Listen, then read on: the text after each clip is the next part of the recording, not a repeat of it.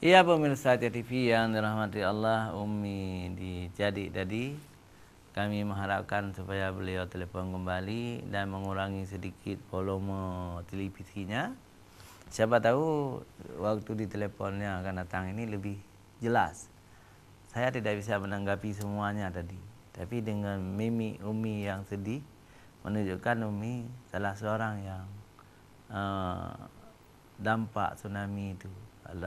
Ada pengorbanan, ada korban waktu itu. Silakan Umi kembali menelepon sambil kami menunggu Umi telepon kembali. Walaupun Umi berusia 60 tahun itu masih muda ya. Masih muda 60 tahun. Saya pun sudah hampir 60 tahun. Ini sambil kita menunggu Umi, siap baca satu pertanyaan dari Abdurrahman di Gicu ya. Assalamualaikum Ustaz. Ada orang bilang tsunami akan datang lagi. 100 tahun yang akan datang. Apakah benar itu atau sebuah ketakutan kita? Abdurrahman di Gicu, masalah tsunami atau gempa akan datang lagi, menurut ilmu geologi ya, itu bisa jadi karena mereka itu melihat yang sudah itu ya. Jadi gempa-gempa besar di Aceh pernah terjadi, apakah 70 tahun yang lalu, kemudian tambah lagi 70 tahun yang lalu lagi, memang terus menerus ada. Dan gempa yang 26 Desember itu bukan yang pertama ya. Sebelumnya ada juga gempa-gempa besar. Karena menurut ilmu mereka geologi itu, gempa itu terjadi karena patahan lempeng bumi. Jadi Sumatera ini termasuk Aceh adalah wilayah gempa, wilayah patahnya lempeng bumi. Begitu juga sampai ke Simelu, sampai ke Nias ya. Wallahu a'lam bishawab. Tetapi gempa dan bala lainnya itu bisa ditunda oleh Allah, tidak terjadi gempa ketika semua manusia ini beriman dan bertakwa kepada Allah, berdoa kepada Allah, doanya diterima oleh Allah, akhirnya peristiwa itu dijauhkan oleh Allah. Itu bisa terjadi. Tahun 2006 yang lalu, jadi menurut ilmu geologi, di Teheran itu akan terjadi gempa besar.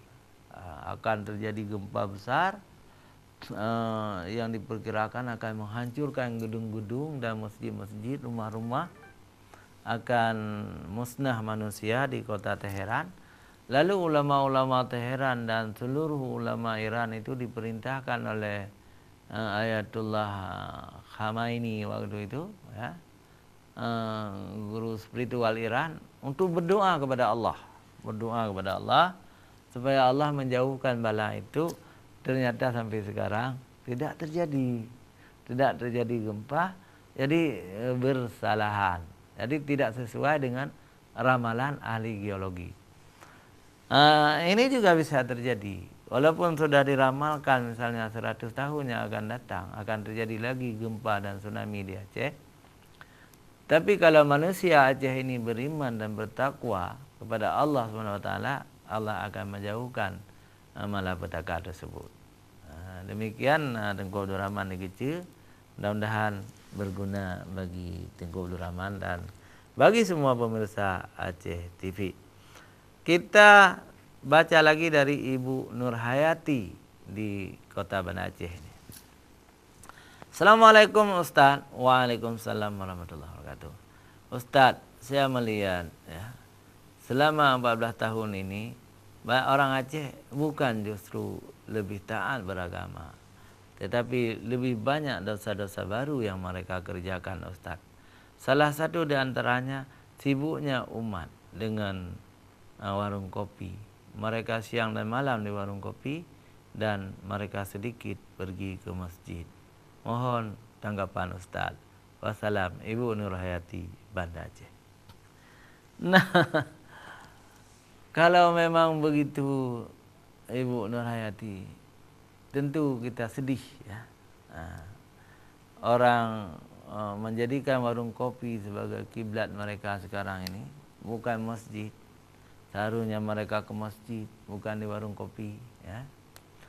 Tetapi kalau mereka sudah selesai ibadahnya di masjid, mau ke warung kopi, itu tidak masalah, dibolehkan ya.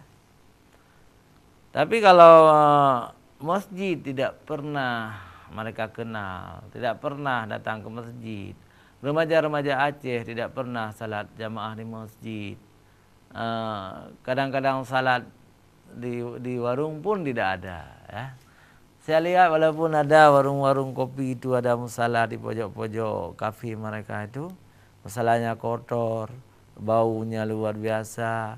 Di malam musala itu rupanya berfungsi dua ya. Kalau siang-siangnya untuk jamaah orang-orang yang ada salat, silakan salat di musala. Tapi waktu kita salat di musala itu, bau tikar yang ada di situ, wah enggak biasa kita bersin kita. Rupanya di malam hari tikar-tikar musala itu di musala itu tidur karyawan warung kopi. Nah ini kan tidak baik ya. Masa kita salat di tempat yang berbau seperti itu, di musala yang penuh keringat seperti itu, bisa jadi ibadah kita tidak diterima oleh Allah Subhanahu wa taala. Karena itu saya pikir ya, tidak tepat salat di musala-musala warung kopi, tidak tepat. Itu bukan tempat yang bersih ya. Salatlah di masjid, salatlah di musala, salat berjamaah ya. Kalau mau ke warung kopi setelah salat itu silakan ke warung kopi. Tapi bukan untuk salat di situ. Nah, salatnya di masjid. Jadi memang tidak ada tidak ada larangan untuk menghabiskan waktu di warung kopi. Ada mahasiswa-mahasiswa yang memang butuh ini wifi karena mereka tidak mampu membeli wifi sendiri. Di warung kopi gratis, silakan ke warung kopi, tidak masalah.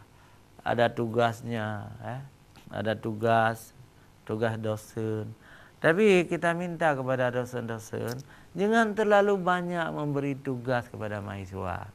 Akhirnya mahasiswa kita itu tidak pernah ke masjid, tidak pernah salat jamaah. Kalau kita tegur anak, kenapa tidak salat di masjid? Waduh, banyak kali tugas Pak. Banyak kali tugas kami harus buat tugas di kafe karena di situ ada wifi. Nah, ini perlu kita renungkan bersama. Sebaiknya seperti kata pepatah, ulia bermati ranting mek patah. Kayak gitu. Jadi ibadah kita harus kuat ya. Kalau warung kopi juga harus hidup, karena warung kopi salah satu sumber perputaran uang, ya, perputaran uang di Aceh ini. Jadi tidak kita harapkan juga warung kopi mati, biar hidup mereka, biar khas. Jadi daerah yang paling ramah tamah kepada tamu adalah Aceh. Di Aceh cukup banyak warung kopi. Kenapa cukup banyak warung kopi? Karena orang Aceh selalu memuliakan tamu. Memuliakan tamu di Aceh tidak cukup dengan salam, selamat pagi, selamat siang, selamat sore, tidak cukup. Kalau kita tidak memberi makanan kepada tamu, nggak enak. Karena orang Aceh ini orang Islam. Orang Islam diperintahkan oleh Allah memuliakan tamu, ya, memuliakan tamu, fal yukrim dhaifah. Memuliakan tamu. Maka dibawalah ke warung kopi, makan di situ macam-macam ya. Kuih-kuih tersedia, mau martabak juga ada, mau mie goreng juga ada, mau nasi juga ada. Itu adalah kemuliaan. Saya pernah pergi ke luar daerah Aceh ya. Saya pernah ke Kendari, pernah ke Lombok ya. Pernah ke Kalimantan, Banjarmasin, Balikpapan. Saya sudah pergi kemana-mana ya. Tidak ada warung kopi seperti di Aceh ya. Tidak ada warung kopi seperti di Aceh.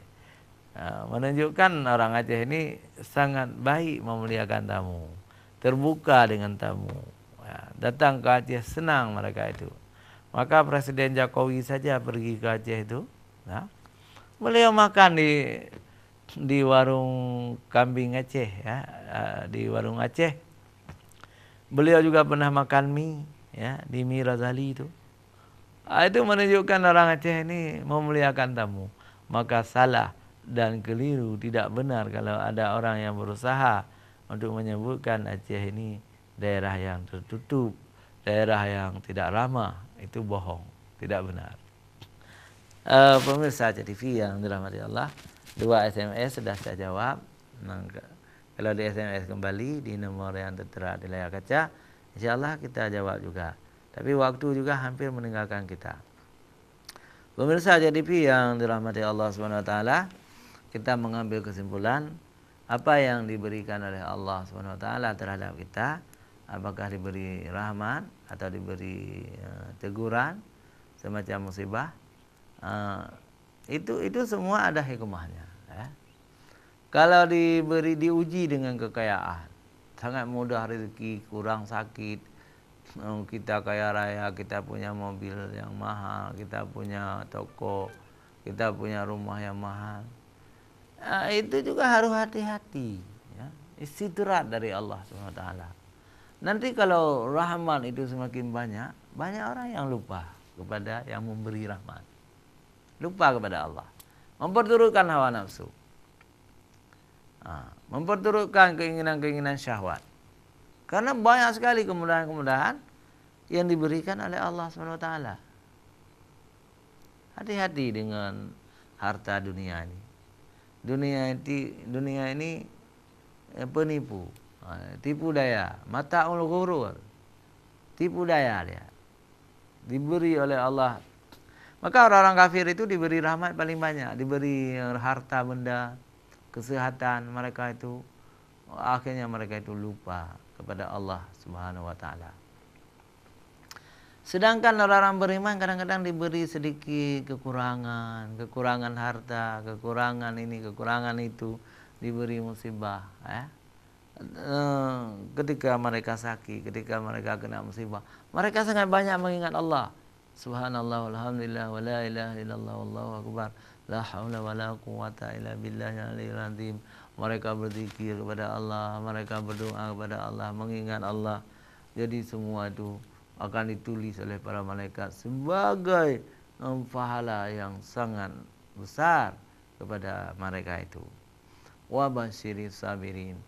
Sampaikanlah berita gembira kepada mereka. Berita gembira apa? Surga bagi mereka yang bersabar menghadapi segala cobaan, musibah yang diberikan oleh Allah SWT. Pemirsa Aceh TV, hanya sampai di sini pertemuan kita hari ini. Mudah-mudahan berguna bagi kita semua. Billahi taufiq wal hidayah. Wassalamualaikum warahmatullahi wabarakatuh.